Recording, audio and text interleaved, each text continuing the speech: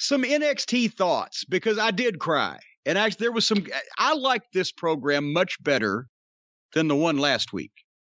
I really did. Well, I mean, just overall, what were your thoughts?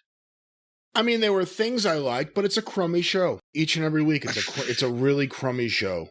But we're looking now for just bright points, just segments. Just give me something. But it was a better show than last week. Of course, that's like being the nicest guy in prison. But the opening with all the talent on the stage, if there's a time to do that and have everybody out there, and there were so many people that were so crowded together, you couldn't really keep track of who was babyface and who was heel anyway, if they can even keep track of it. But on the stage, the Pat video for Pat Patterson, who we're going to talk about in the main event position on the program here today, as it should be. But I teared up on that one. And how good was it that they actually had really good footage of him doing the karaoke my way, because that was his thing, right? And they have all the footage. I wish they had San Francisco footage. I wish anybody had it. But the video was worth watching the whole show for me this week, just to see that. Anyway. The only thing I thought was disappointing was they didn't have any footage of him and Louis in the video, or even a picture of him and Louis. Well, Louis never... He wasn't a public person, so it's not like he was ever just, hogging, hey, get a picture or whatever. I met him a couple of times, been passing, but there are photos, and he did a lot of stuff for the company too while he was, around. True. I didn't think, because they used mostly still pictures anyway. Well, that was an omission. Okay, I pick apart everything, even the stuff I like. Why don't you? Now I know how everybody else feels. Anyway. I'm going to have an unpopular opinion here at the start of the program. I liked Damian Priest and Leon Ruffin against the Lucha Suits. I liked it. Leon is winning me over slightly, but it's just Damian Priest. My God, somebody like him only comes along once in an age. This whole angle's goofy, with Leon being the 125-pound champion, and the Johnny Sameface was on color here, sounded like a 16-year-old. And Escobar is good. His two sidekicks are used so interchangeably. They don't have identities of their own necessarily. They think they do because they know who they are. But, anyway. But from the pre-tape in the back, where Priest sets the stage that he's going to take good care of Leon because he wants that belt, so he doesn't want these guys to fuck him up or whatever. And then the Lucha Suits come in, and Priest is just a complete star. So natural verbally. No matter what preposterous shit he's in, he sounds like he's real, doesn't he? He does, and he looks like a star.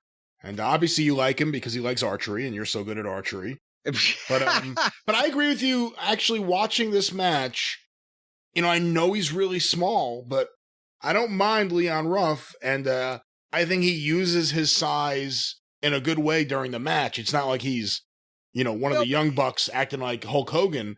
He uses the fact that he is a smaller guy, and he acts like a smaller guy in the match. I didn't mind that at all. I thought Gargano was a bit ridiculous playing the role of heel on commentary. What I mean is... You said it right, playing the role. That's what it is, because there are guys who just seem natural as heels. And then there are guys who seem like, I'm going to be a heel tonight. I'm playing a heel. And that's the way Gargano came across, just completely phony. He came across. But beyond that, I thought... Well, and here's the thing with Leon, and now people are going to say, well, Cornette, you've been knocking this, blah, blah, blah. Here's the thing. I still don't like the entire angle. I don't like necessarily him being the North American champion. Some aspects of it have been comedic, and they've had Damian bogged down in a lot of this stuff, which is still all is mid-card stuff, but at least they did this right in this instance, where Priest is the big brother and Leon ducked and dodged and things. How is there room for internal organs in a person that thin? He worries me.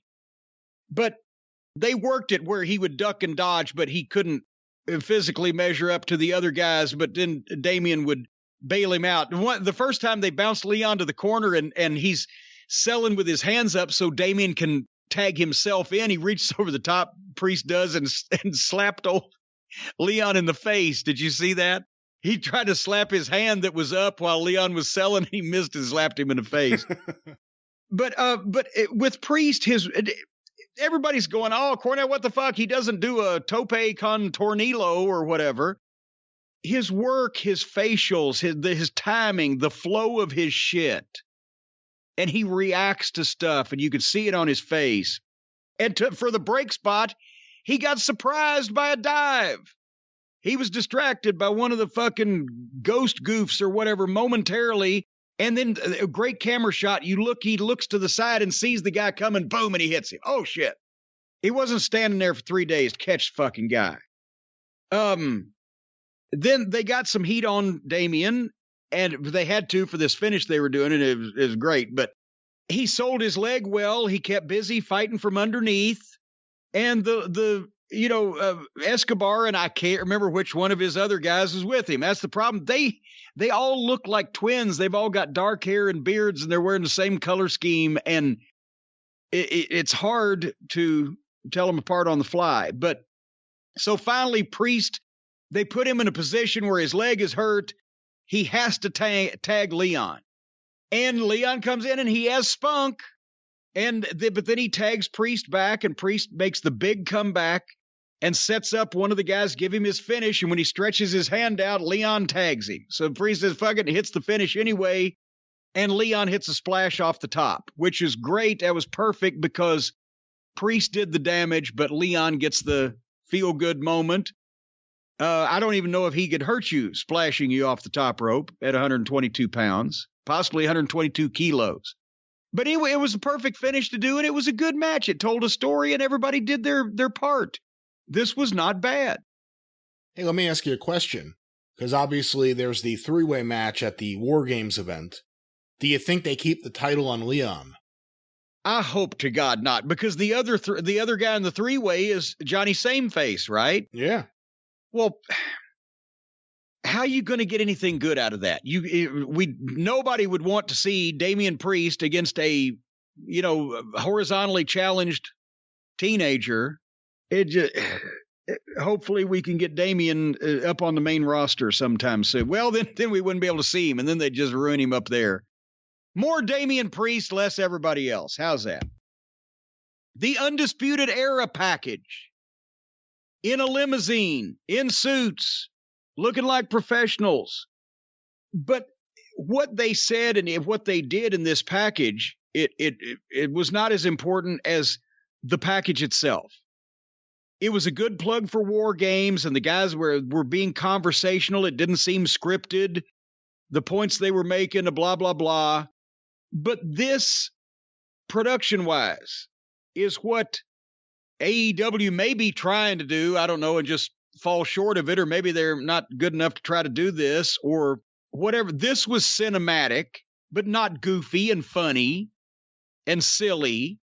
They eavesdropped on the conversation, so it wasn't like that all these other videos where the guys are just blatantly revealing secrets and committing crimes with a camera right on top of them. It looked like a zoomed in thing, and they weren't quite mic'd. It was an eavesdrop technique. This was cinematic, but didn't seem low budget or indie or outlaw. And it was a good plug for the War Games match. What'd you think about it? I was conflicted. I mean, they're good. Adam Cole's very believable, but it was cinematic. It felt like it was right out of the movie Diner. I did have but they do it well. Yeah, it's not still, like a couple of guys with a fucking VHS camcorder that shot that tooth and nail fiasco. No, but still, I hate the idea of there's a camera here, we're not acknowledging it. They have multiple camera angles. We're sitting in the restaurant having this intimate conversation, and it's all being filmed. But they didn't commit any crimes. No, they didn't. And they didn't even reveal any secret information. Well, let me ask you this. If you're going to do something like this looked like a professional way to do it. I had a thought while watching this. Do you think there's any chance one of them is going to turn at the War Games? Well, it almost sounds like it, doesn't it? I don't know. I got that feeling watching it, and I could be 100% wrong. But they're the babyface team. They're going against McAfee and the heel team. We don't know who that masked guy was that arrived last week, and McAfee dropped a hint later in the show about giving someone a Mercedes-Benz. I don't know. I had the thought when they went to Roddy, who I think was the second guy to talk. And then they went to Kyle, and I was like, maybe it's him. And then I'm like, well, they haven't showed Bobby Fish. Maybe it's Bobby Fish that'll turn. But I just had the thought while watching this, I think one of these guys may turn. See, now they've got you thinking what's going to happen. That's true. There you go. See? Moving on. I made my point. So what do you think's going to happen? I don't know, but at least they got you thinking. That's right. Cameron Grimes versus August Gray. I love Cameron Grimes. He does great shit. He obviously enjoys working. But their main event stars don't get as many squash matches as Cameron Grimes does. The only person we ever see get just a good, strong TV win is Cameron Grimes. And then as soon as he goes over, they do something to make him fucking goofy and take all the heat off of him. In this case, he beat August Gray in fairly quick fashion and then hooked because they're having a strap match with Grimes and Loomis, Dexter Loomis. So he hooks Gray up to the strap. And while he's cutting a promo and whipping the guy rolls out. And then suddenly, when the camera sees again who's on the other end of the strap, it's Loomis. And Cameron Grimes did a bunch of comedy and started squealing and running and falling and everything. And I love him when he just wrestles and does himself. But when he's scared of zombie referees or just runs away from this guy because he looks at him. And the strap was too long. By the way, that's why they had a lot of problem with it. 8 feet, guys. Jesus. Where'd they like a 12? I guess they had to do the gag, I should say. Because he had to roll out and be far enough away they could do the switch behind the ring. But in practice, pare it down to 8 feet. If you got tall guys with long arms, maybe give them 9. Your thoughts? I really like Cameron Grimes. I wish he was used better. This is the first time I've seen August Gray work. You know, he was the Timothy Thatcher student that fired up at him a few weeks ago. Yeah, he looks like he just got off his day job at Valvoline. I'm not sure about his look, and obviously it's a really bad fake name, but I thought he looked pretty good in the ring. It's a nice little back and forth match. Cameron Grimes is really, really fun to watch in these matches. And then back to the Loomis feud, and he always looks like he's just got off his shift at the airport hangar or something. I'm not looking forward to that match. And I still can't get past the idea they gave away the blindfold match to build to the strap match. I can't get past that. I know there's maybe like me, the old school wrestling fan, but one of the writers has a list of gimmick matches, and they're trying to go through and see if they can do all of them with these same 2 guys. Speaking of matches I'm not looking forward to, the next match was Jake Atlas against Tony Nese. And I got to be honest, I like Tony Nese. He's a heck of an athlete and he's in great shape. But if I had any thought that he was going to win this, I'd have watched it. But since I knew he wasn't, I didn't. Because once again, where is Austin Theory? And we get Jake Atlas every week. Fuck. They've only got a certain amount of really attractive talent that you look forward to seeing. And they seem to book the others more often. Did you watch this? Did you have any thoughts on this? Does anybody care about this? I watched it. I don't really have too many thoughts. I think Jake Atlas is competent in the ring, but he's just so bland. And I know that he kind of acted a little bit like a heel in his promo after the match with McKenzie at ringside. Well, everybody acts like a heel with McKenzie. But I don't know what that means. But I don't know. I don't either. But like I said, he's all right, but he's just a guy. Like, there's no gimmick. It's just, here's Jake Atlas. He doesn't look like anything special. He's all right in the ring, but we'll see where they go with him as I don't know if he's turning heel. I don't know what he's doing, but we'll see where they go with this. All right, so we started the show really good, and then it kind of tailed down here in the last couple matches, but now it picks back up. Team McAfee, in-ring promo. And the only thing, first of all, visually, why is Pete Dunne that color? Can somebody say something to him? It's distracting to look at normal human beings and then see him with that color of it. That can't be natural. No, it can't be that even a tanning machine turned a person that color. So I don't know what the fuck's going on. But I love Pat McAfee. He paid tribute to Pat Patterson and immediately switched heel. What a heel. What a personality. Put his guys over, insulted the fans, blistered his opponents, sold the match. I love this. It was like, 6, 7, 8 minutes, whatever. It flew by. A pro wrestling promo happened in the middle of a wrestling show. Who could have thought? He gets being a heel personality. He's an obnoxious twit. I like this. What'd you think about this? I thought it was great. Great. I'm still getting used to the idea that this is his stable. You know, well, Danny Burch, at least, I got to give Danny Burch, he has a look. He looks like a little bit of a badass. Pete Dunne just stares, and he's orange. He's a good worker, but he looks just so odd. The hair group, and the stare pairing, and the orange. The whole pairing just, I don't know. Well, that's it. Did you mention he put his guys over, but also McAfee did make the statement, that's why I hired these guys, because they're the best. That's why I hired them for this run. Maybe you think, okay, sooner or later I'll get somebody else. That's the thing is, it's not giant star power. They're trying to elevate these guys with being with McAfee. So, and again, they're teasing whether he was or wasn't the guy last week that interfered, who was wearing the mask that he previously wore. And also he said in there, unless there's something I missed where this was revealed in previous weeks, that there's another wrestler he recently gave a Mercedes to. Yes. So we'll see what happens at War Games. But we can't just keep raving about him week after week, but we kill so many guys week after week. I guess someone deserves to get praised all the time. Well, yeah, the thing is, it's always good. He's really, not even just what he says, it comes out naturally. His body movements while he's talking.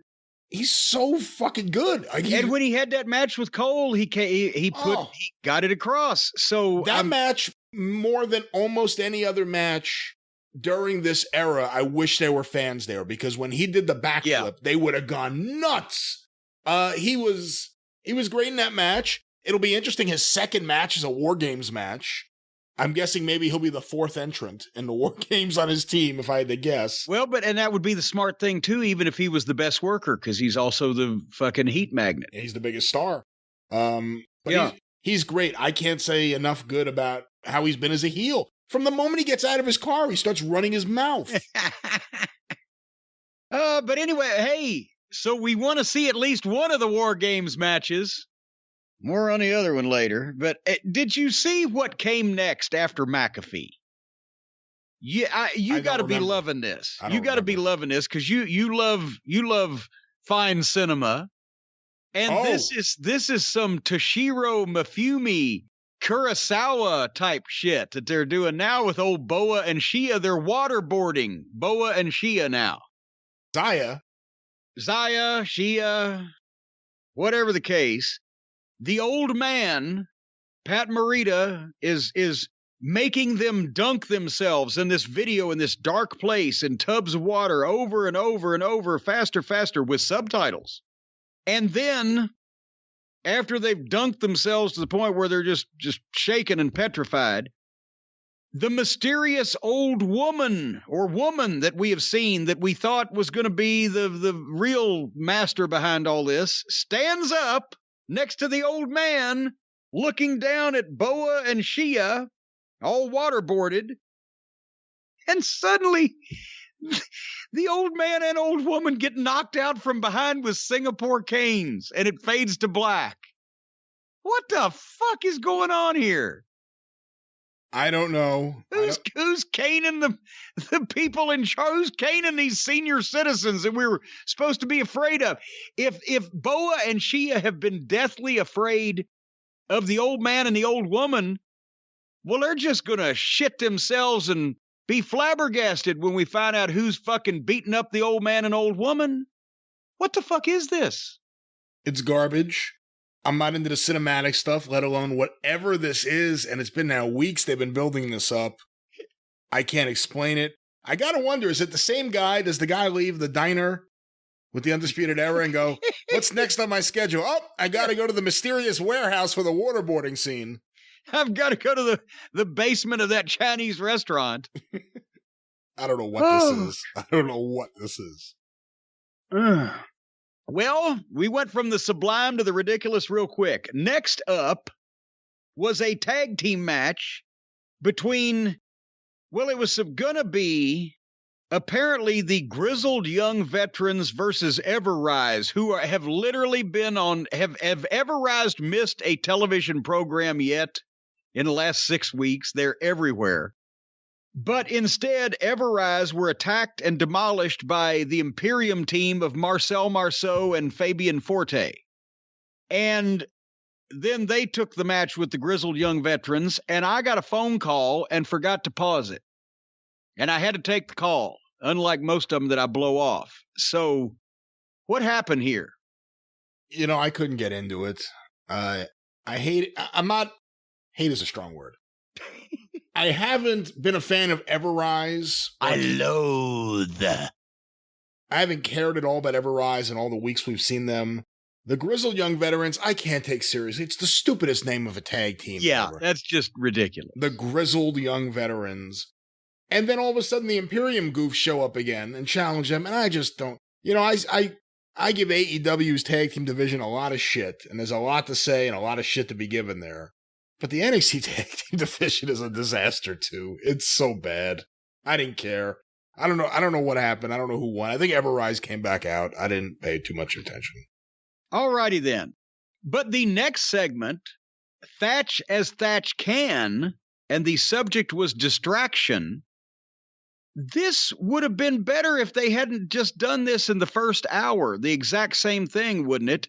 Thatcher is in the ring speaking, referring to his student behind him, where they're going to talk about people being distracted in matches and etc. And suddenly the camera widens up, and as Thatcher turns around, and Tommaso Ciampa's in the ring standing behind him. Suddenly. Is everybody deaf? They can be snuck up on? Actually, no, that was the old deal. Remember, Salento Rodriguez was a deaf mute, and he was a babyface, and he could hear the heel. He could hear by feeling the heel's footsteps in the ring behind him. That's what the announcers would always say. So these people are not as aware as deaf people. But anyway. I don't blame them, though. It's probably all that crappy fake crowd noise they're piping in. Yeah, that's why they can't hear. Yeah, it's like white noise. You can't hear past it. Do you think I don't know now. I haven't been on one of these productions. I wonder if they hear that in the building or if they just are piping it through television. Because it would have to be distracting in the building. It would have to be very distracting. Hopefully they're just piping it through TV. But anyway, nevertheless, I digress. As soon as Thatcher sees Tommaso, he backs off. I don't want any trouble with you. Tommaso has to blister him. Then fucking Thatcher jumps Tommaso and takes him down. But boom, boom, boom. Tommaso drops him with one shot. Then the student attacks Tommaso, which was good. And Thatcher took over on him and bounced him around ringside, threw him in and front face locked him and put him out. This was a nice angle. This made sense. Thatcher didn't look like a fucking idiot getting bounced around by one of his students. One of his students was the distraction that he needed to take a control of Ciampa, and one of his holds actually worked. So it was a nice wrestling angle, and this made sense. They're so schizophrenic. They go back and forth from blah to good. But this was, and then when Thatcher did the little promo after the break in the back, he showed some personality there. Oh, the student's learning. This was the best use of Thatcher that we've seen in a while. Yeah, I mean, we'll see where they go from here. I like the look of the building when they do the Thatch Can segments. It's different lighting, it's a different look, but then you go back to the other look and it sucks.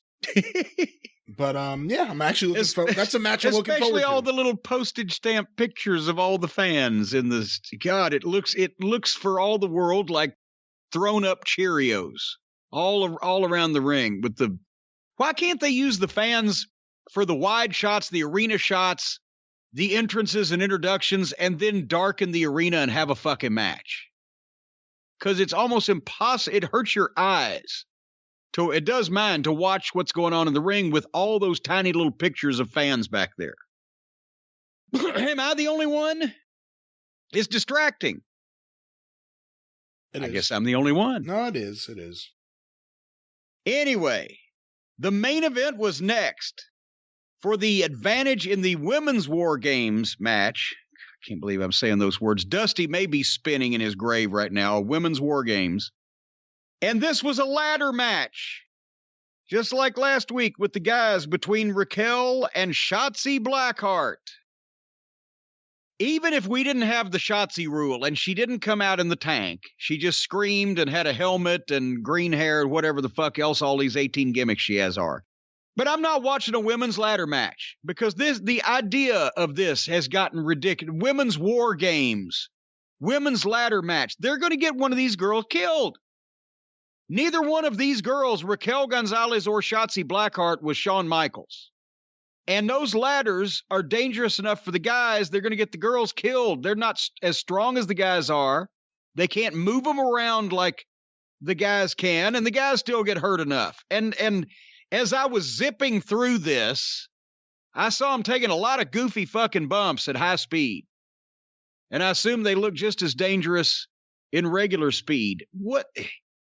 I'm not being sexist again when I say ladder matches and 10-girl cage war games matches and shit where you should have blood or be bashing each other with furniture or whatever. It's bad enough the guys are doing it. It's ridiculous the girls are doing it. And one of them's going to get hurt bad. That's when. And then Shotzi won. So for the first time ever in history, the babyfaces have the advantage in the war games. Did you invoke the Shotzi rule? I didn't, but subconsciously I invoked the I really don't care rule. So I watched, but it didn't really sink in. And I didn't really care. I'm not like you. I'm not against the idea of a women's war games match, and I'm not against the idea of a women's ladder match. I just personally didn't care about this. Then why don't we have small children doing ladder? I forgot we do on AEW. Small children doing ladder matches, paraplegics doing it. What about senior citizen? Everybody can do it. It's just ridiculous, and they're going to get hurt. And that is the way wrestling is now. They treat the men and the women wrestlers exactly the same. Anything a man can do, the woman can do too. Well, these two girls can't even do the things that two other girls with more experience could do. Because they're green. Green as pepper trees. That's what I'm saying. That's why I'm saying I wouldn't label it that way. If it was a ladder match with Rhea Ripley against Bayley, I'd be like, oh, wow. I'll buy that. Yeah, but that's what I'm saying. I wouldn't just say it's women, they can't do a ladder match. They're women, they can't do a war games. I'll buy that. It's who they are. I'll buy that Rhea Ripley and Bayley could do a ladder match, are better workers and could do it more safely, but it's just fuck. Then why don't the guys have to have taller ladders? Or what? They take bigger bumps or whatever. It's just making it ridiculous. Just like the moonsault. First it was Muta. He could do the moonsault. Then it was Vader, the 400-pound man. Then it was the women. Now a girl can do it. Then it was Terry Funk. Now a 50-something-year-old man can do it. Anyway, that was my thoughts for NXT. Do you have any closing thoughts on this program that you have not already shared with us, which basically is that you hate it and it's boring? And there were things I liked, but I hate the look. I hate the feeling of the show. The commentators don't do anything to me. I know a lot of people really like... The commentators don't do anything to you? Don't do anything for me, I should say. I know a lot of people like Wade Barrett. I don't like him as commentator. He's just always yelling at you. Look at that. And the other guy's a completely different energy. So Nigel was... Nigel was better. Nigel was better. Much better. So we're not even being... phobic against the anti-British, yes. Yes. No, I've forgiven them for the revolution. I just can't get into this show. Like, I used to watch NXT a few years back on the network when it was a 1-hour show and it had like the Revival and other guys there. It's not just about the Revival, but I love the Revival, but or FTR. But when all that was going on, it was a pretty good show. It's not the same. It's not just about it being 2 hours. It's a badly put together wrestling show. And there's too much shit that you don't care about. And like AEW has a lot of matches that go too long. NXT has matches that go too long and it's just dry. And it's hard to get through this show. It really is. Well, then we're setting ourselves up for more misery because we do want to see the War Games, the men's War Games match, the Era versus the Team McAfee, and that takes place this coming Sunday, this weekend, Sunday, December 6th. So we are recording the Drive-Thru, this coming week on Monday the 7th to air on Tuesday the 8th so that we can talk about the War Games. So if it's not my fault this week. If they'd put it on Saturday night, we'd talk about it on Sunday. But they put it on Sunday night, so we're going to talk about it on Monday. And it will air on Tuesday. That's the Drive-Thru. And as far as we know, next week, the experience will actually be on its normal day, right? I have no more antique cars coming. Do you know anything I don't? I don't know. I'm waiting for the Monroe brothers to text me back. No, Alf and Ralford, they're done too. So we should have the experience next week on Friday. When you're in the car with the top hat and the monocle, you got to convince them to be two of the guys pushing it. You got to get them to do a blonde streak right down the middle of their head. Like real Monroe brothers. Sputnik, Rocket, Flash, Alf and Ralph.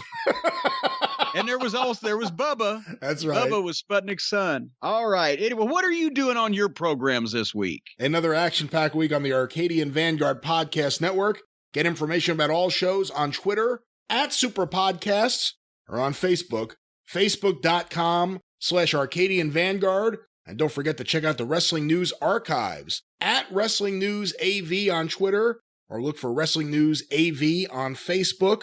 A few notes here. The latest episode of Stick to Wrestling with John McAdam. He has a very special guest. His co-host this week, John Fell from Baltimore.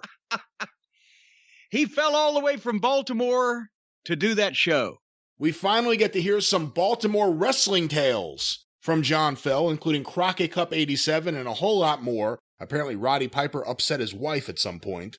But check it out today at McAdamPod.com. It's available wherever you find your favorite podcasts. I also want to make mention of the Mid-Atlantic Championship podcast with Mike Sempervive and Roman Gomez, where they review week by week Mid-Atlantic Wrestling television. Right now they are in 1982. You can watch along on the WWE Network and listen to the expert analysis of what was really going on with lots of audio clips played.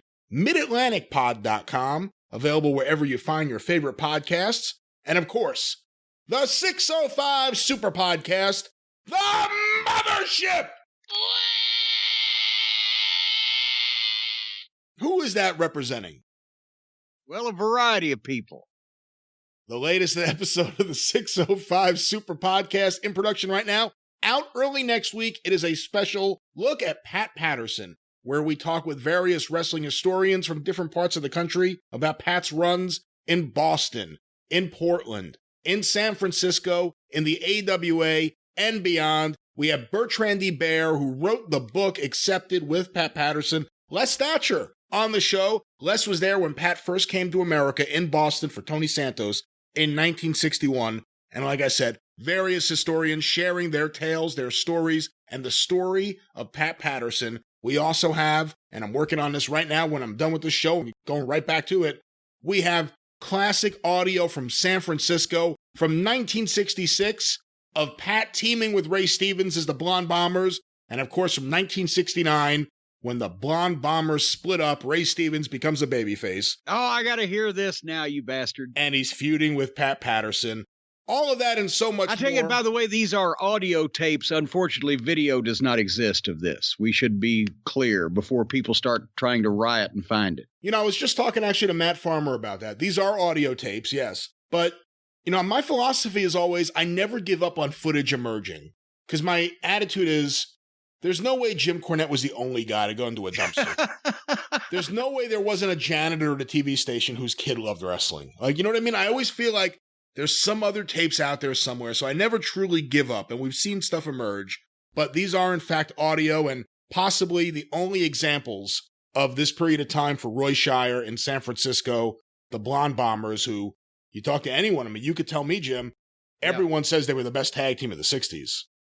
Well, yeah, well, everybody says Ray Stevens was the best in-ring performer of the 60s, and Pat was in a unique position that He was sort of like that Nick Bockwinkel ended up in that he was so good, but standing next to Stevens, it wasn't like, probably the only time that Pat Patterson would be overshadowed would be next to Ray Stevens. But then when they broke up and had the run, then Stevens left and Patterson assumed the top singles position in San Francisco for another period of 6-7 years. We've just been reading Rock Rims's incredible book on San Francisco and Northern California wrestling history, which we'll talk about at another time. We can't even sell it. The fucking thing's sold out again already. And by the way, Rock Rims is on the Pat Patterson special. Well, there you go.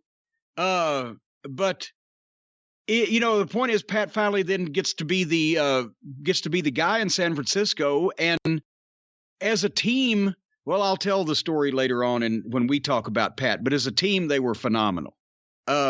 With the '60s version of the Midnight Express.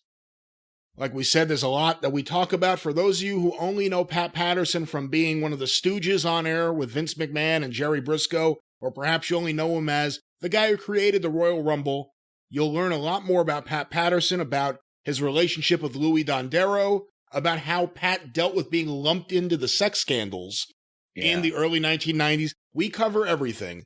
The 605 Super Podcast should be out by Tuesday at 605pod.com, available wherever you find your favorite podcasts. Thank you to everyone who's been going through the archives and everyone who checked out the 2-part Wrestling Observer Newsletter Hall of Fame special.